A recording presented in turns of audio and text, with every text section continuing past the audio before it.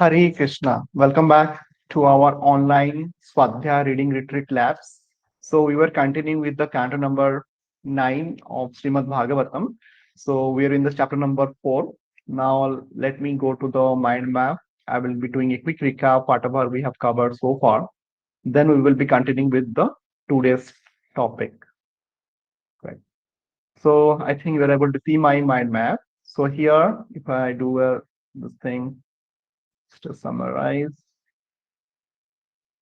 Yeah. So here in the canto number 9, we have covered till the verse number 41. That is the third segment. So here in the last session, we have seen how Ambarish Maharaj fasting, his Ekadasi and Dwadasi Brata, he is breaking. And in that, to summarize, we have seen in the three-part summary here.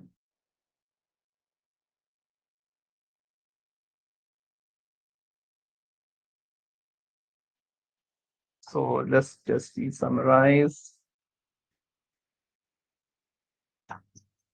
So in this, we have talked about Ambarish Maharaj, how he performs Dwadasi Vrata and he worships Krishna. Then we have seen how Ambarish Maharaj is welcoming Durvāsā Muni. And in the last part, we have seen how Ambarish Maharaj drinking water before Durvāsā Muni's return. And he has consulted, of course, the Brahmana, right? So this is the part which we have seen so far. Now, so this is a quick summary. Just to recap, we have seen. Now today we are going to continue with the fourth part of this chapter, that is verse number 42 to verse number 48, where we will be seeing how Durvāsā Muni creates a fiery demon to kill Ambarish Maharaj. Yeah, it was interesting to understand how Durvāsā Muni is getting angry and whatever he takes, he does it. Right. So now, without any further ado, let's move on to the Veda base, and there we will be continuing with the verse number 42 to verse number 48. Right? Let's move on. Verse number 42. Yeah. Translation. After executing the ritualistic ceremonies to be performed at noon, Durvāsā returned from the bank of the Yamuna. The king received him well, offering all respects, but Durvāsā Muni, by his mystic power, could understand that King Ambarīṣa had drunk water without his permission. Moving to the next verse, verse number 43, translation. Still hungry, Durvāsā Muni, his body trembling, his face curved, and his eyebrows crooked in a frown, angrily spoke as follows to King Ambarīṣa, who stood before him with folded hands.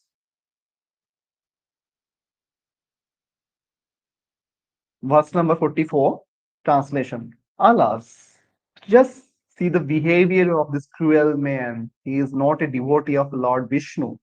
Being proud of his material opulence and his position, he considered himself God. Just see how he has transgressed the laws of religion. Purport.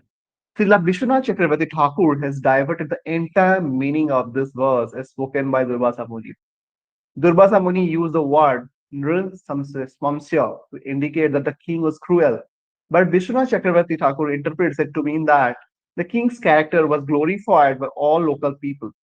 He says that the word Nr means by all the local people, and that Samsaya means of he, Ambarish, whose character was glorified. Similarly, one who is very rich becomes mad because of his wealth and is therefore called Shriya Unmatasya.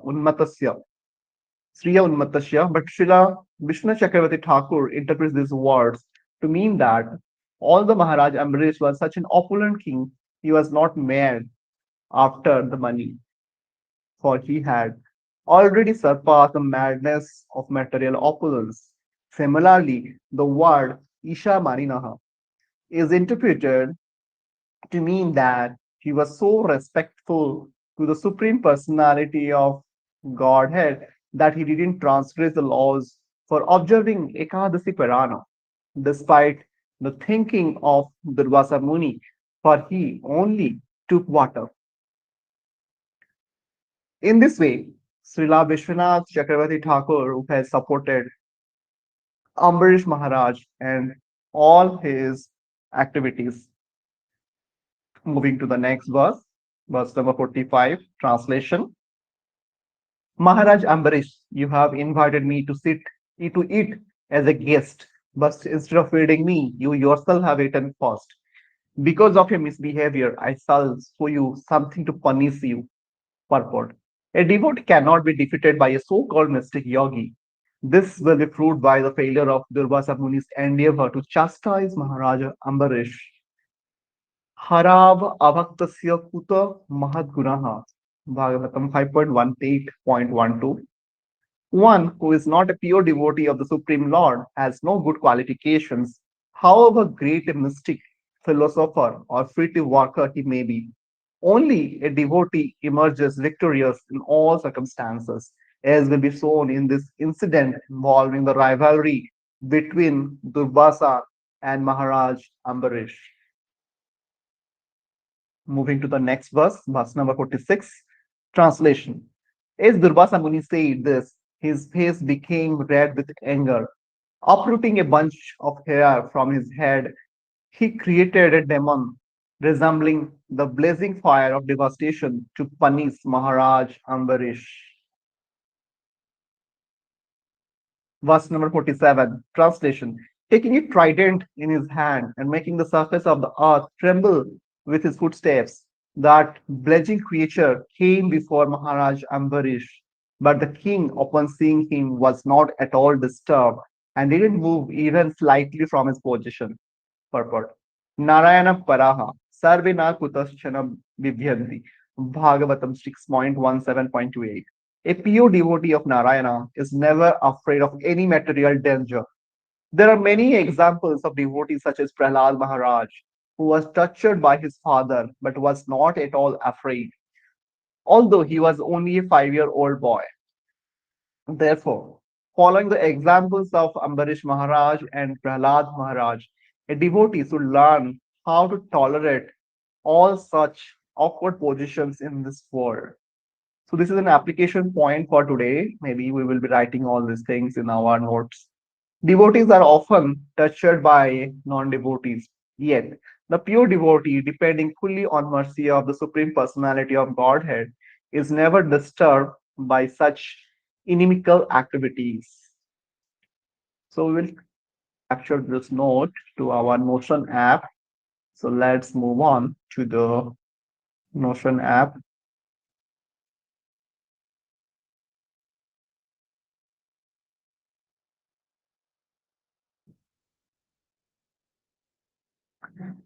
So we will be capturing in under reading. Sorry, it is actually will be capturing the service inside that. As we are continuing with the canto number 9. So here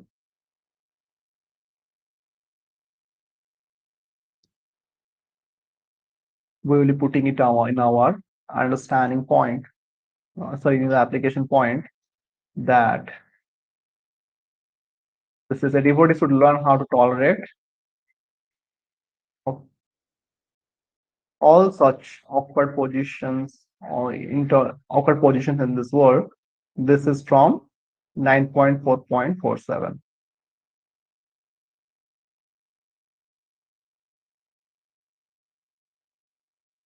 9.4.47. Yeah. So let's move on to the next part, next verse. That is the verse number 48. Translation. If fire is fire in the forest immediately burns to ashes an angry snake, so by the previous order of the Supreme Personality of Godhead, his disc, the Sudarshana Chakra, immediately burned to ashes the created demon to protect the Lord's devotee. Purport.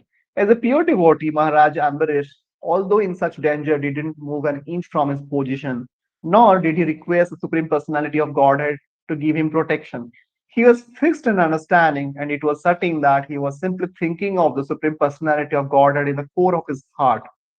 A devotee is never fearful of his death, for he meditates on the Supreme Personality of Godhead always, not for any material profit, but as his duty. The Lord, however, knows how to protect his devotee, as indicated by the words Pragrishtam. The Lord knew everything. Therefore, before anything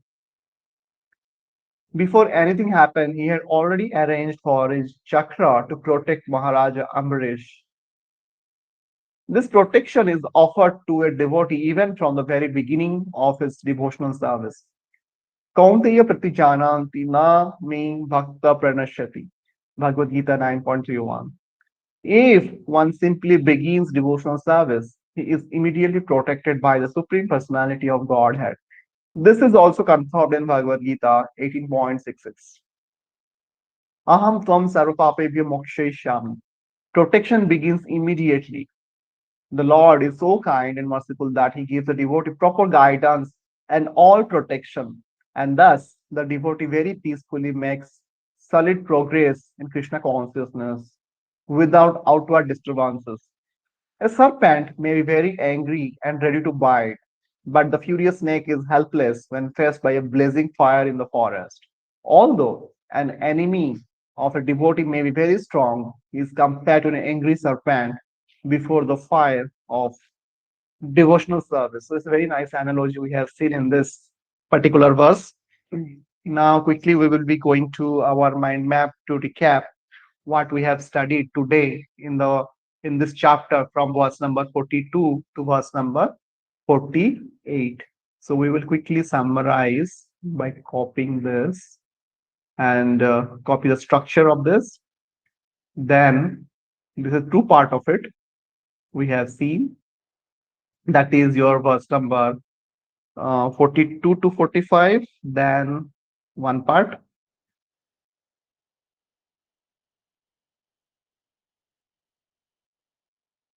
42 to 45. The next part is 46 to 48.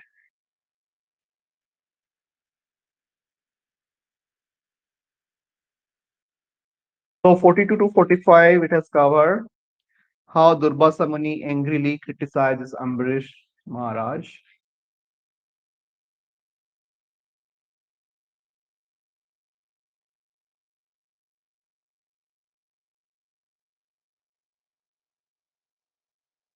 Durvāsā Muni angrily criticizes Ambarīṣa Maharaj.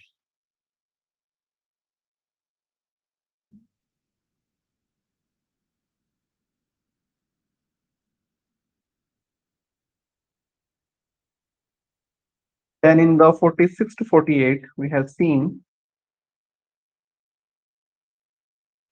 Durvāsā Muni creates a fiery demon.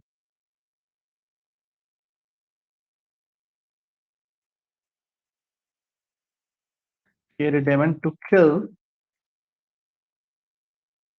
Ambarīṣa Maharaj, but Sudarshan Chakra burns the demon.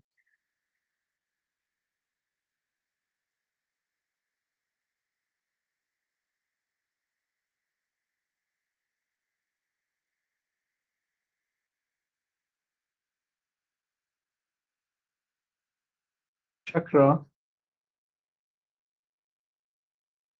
burns the demon. So this is the quick summary of this segment. What we have seen, verse number 42 to 48. Now we will stop here for today, and we will be continuing to our reading journey from verse number 49 to verse number 62 tomorrow. Hare Krishna. Srila Prabhupada ki jai. Grantharaj Srimad Bhagavatam ki jai.